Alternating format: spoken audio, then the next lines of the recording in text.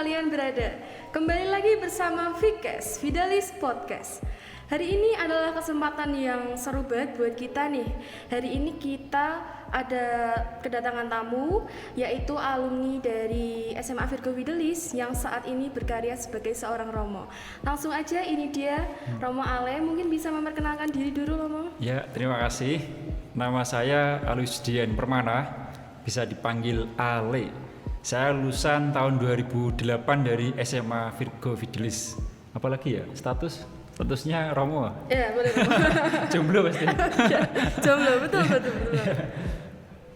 Terus Romo kabarnya gimana? Alhamdulillah baik. Oke, alhamdulillah ya Romo. Oke, hari ini kita bakal tanya-tanya sama Romo. Ya. Oke, langsung aja. Romo kan udah belajar nih selama 3 tahun di SMA Virgo Fidelis. Ya. Ada nggak sih pengalaman yang mengesankan gitu buat ya. sama Romo? Bagi saya semua pengalaman itu menyenangkan dan mengesankan. Tapi ada satu pengalaman yang sampai saat ini masih saya ingat, saya kenang. Dulu saya pernah telat ketika terlambat masuk sekolah ya, ketika saya kelas 10. Kemudian waktu itu saya ditegur sama Suster Rosalia. Waktu itu dia menjabat sebagai suster kepala sekolah di sini. Saya terlambatnya lebih dari 3 kali waktu itu. Dari situ kemudian suster mengingatkan saya, besok lagi jangan terlambat, karena kalau kamu terlambat, kamu juga akan terlambat mengikuti mata pelajaran ataupun kegiatan di kelas. Setelah itu saya bertobat. Artinya kelas 11, kelas 12 itu saya jarang sekali terlambat. Ketika saya berangkat pagi, kemudian mengikuti kegiatan kelas pagi, saya juga tidak pernah terlambat. Biasanya di sini kalau terlambat mendapat ya seperti mungkin sanksi ya dari waktu itu guru piket, entah itu bersihkan halaman, kemudian bersihkan kamar mandi, ataupun juga ditahan selama 45 menit waktu itu untuk tidak mengikuti mata pelajaran jam pertama. Itu pengalaman yang mengesan bagi saya, dan sampai sekarang juga saya teringat bahwa saya memang harus disiplin dengan kegiatan-kegiatan saya, kemudian dengan hidup saya. Karena kalau tidak disiplin, hidup kita akan mengalir begitu saja, itu tidak ada sesuatu yang wah dalam hidup ini gitu. Itu salah satu pengalaman yang berkesan bagi saya ya. Terima kasih ya Sister Rosalia sudah menegur saya, sudah mengingatkan saya untuk semakin disiplin. Itu. Romo kan udah melihat nih, tadi Romo juga udah misah di sini kan. Ya. Ada nggak sih Romo perbedaan dari sekolah ini, mungkin dari sisi bangunan, dan juga sekarang kan kita ya angkatan kita ini ada media sosial seperti Instagram, TikTok gitu kan Romo. Ada nggak sih yang berkembang gitu perbedaannya? Ya tentu sangat berbeda sekali ya. Satu yang tidak berkembang, kenangan ya cie. Kenangan itu akan selalu abadi, tetapi zaman akan terus berubah. Dulu ketika saya masih SMA, media sosial itu tidak sebegitu gencar ya seperti zaman sekarang. Belum ada Facebook, belum ada Instagram, belum ada TikTok dan media sosial lainnya. Dari segi media sosial memang sungguh sangat berbeda ya, apalagi kita sekarang hidup di tengah pandemi ya. Dulu tidak ada kelas online, tidak ada yang namanya mengikuti kelas harus menggunakan laptop atau menggunakan HP ya, siswa itu harus datang ke sekolah. Tapi kan sekarang kita hidup di tengah pandemi, otomatis kita harus bisa menguasai segala macam teknologi ya. Salah satunya adalah kita bisa misalnya menggunakan Zoom seperti apa, kemudian Jimit seperti apa itu. Kalau dari saya, media sosial itu pada dasarnya baik sih, tidak ada yang salah.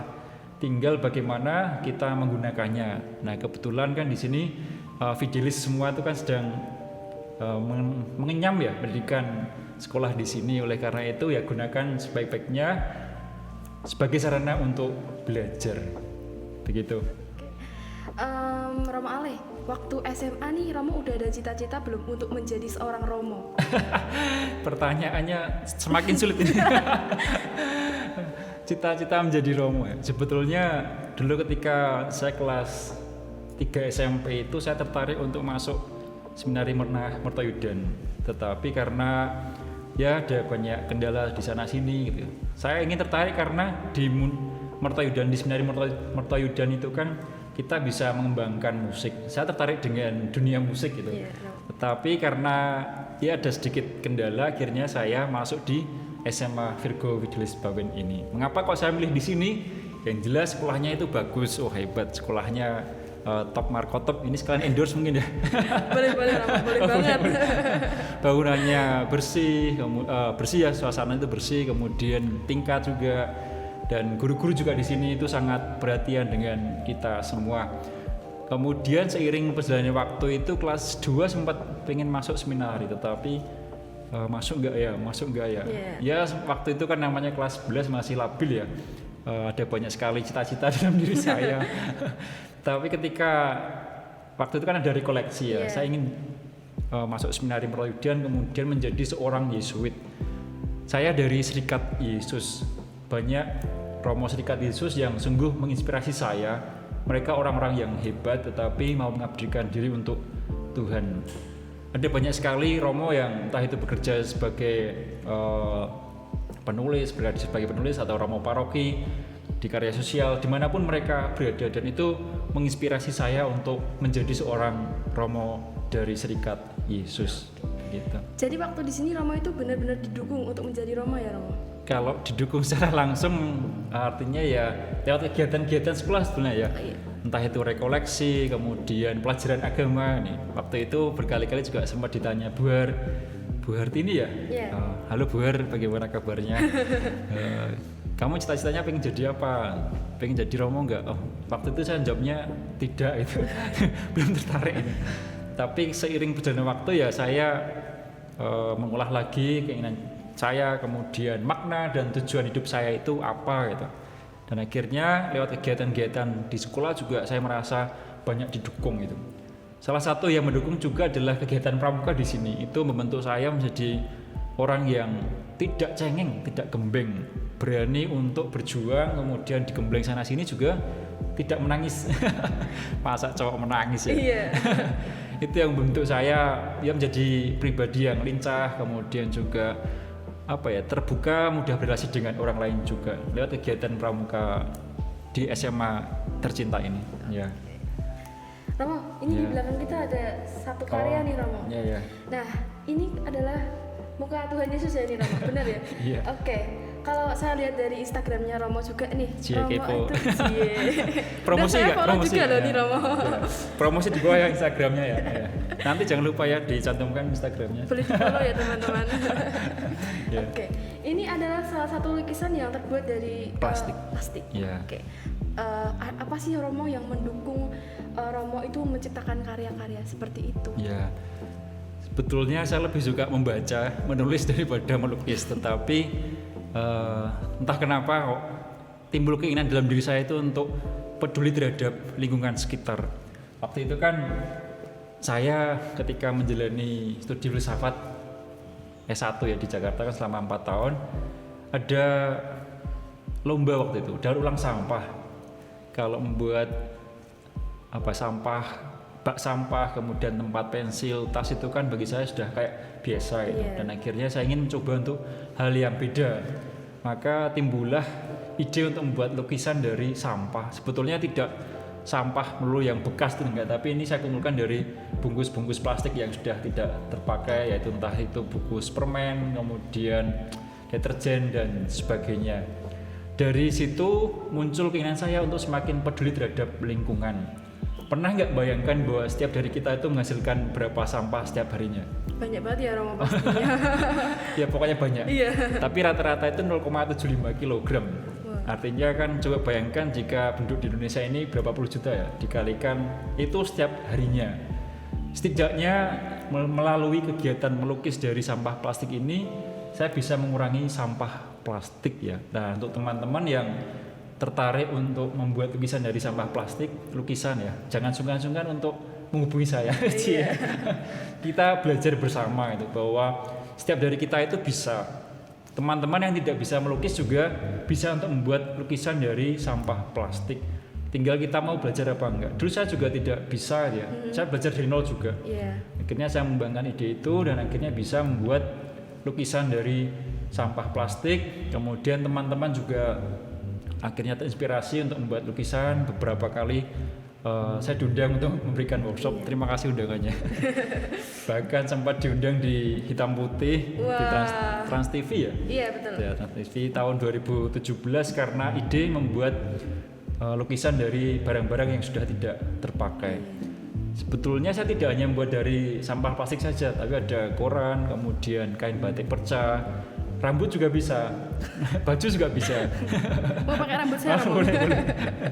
Intinya saya mencoba untuk mengembangkan ide kreatif saya dengan membuat lukisan dari barang-barang yang sudah tidak terpakai. Nah, teman-teman yang ada di rumah, videlis semua, jangan sungkan-sungkan untuk mengembangkan ide-ide kreatif kita, apalagi manfaatkan barang-barang yang sudah tidak terpakai. Siapa tahu itu mempunyai nilai jual. Kira-kira tahu nggak nih harganya berapa? Berapa kira-kira? Gratis. Buat saya aja ya, Romo. Jangan. Ya, gampang nanti. Iya. Bercanda loh, Romo. Iya, bercanda. Oke, Romo. Ini kan kita udah masuk PPDB ya, nih, Romo. Ya. Ada pesan nggak untuk orang tua di luar sana agar tidak ragu untuk menyekolahkan putra dan putrinya di SMA Virgo Fidelis ini, Romo? Ya. Supaya tidak ragu, lihat dulu, cermati, kemudian jangan sungkan-sungkan untuk mendaftarkan putra dan putrinya di sekolah ini. Sekolah ini bagi saya adalah sekolah yang luar biasa dari segi pendidikan, entah itu musik, keterampilan yang lainnya maupun mata pelajaran. Guru-guru senantiasa mendampingi para siswa di sini.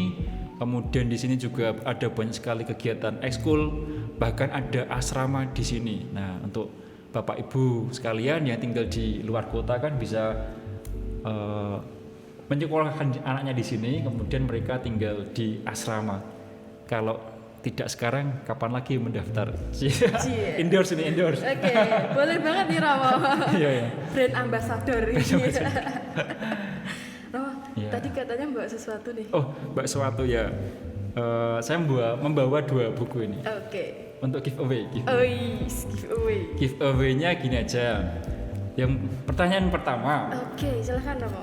pengalaman apa yang paling mengesan ketika sekolah di SMA Virgo Fidelis Bawen?